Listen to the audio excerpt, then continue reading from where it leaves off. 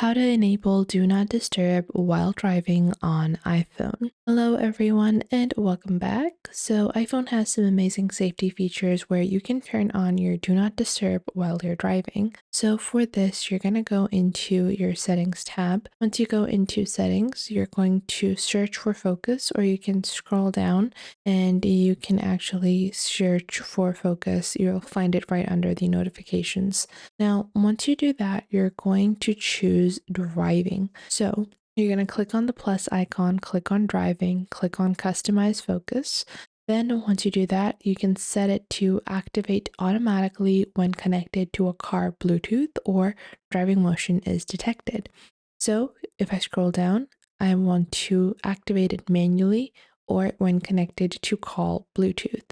And now whenever my car Bluetooth gets connected to my iPhone, this particular do not disturb mode will be turned on. I hope you guys found this video helpful, and if you did, make sure to leave a like and subscribe.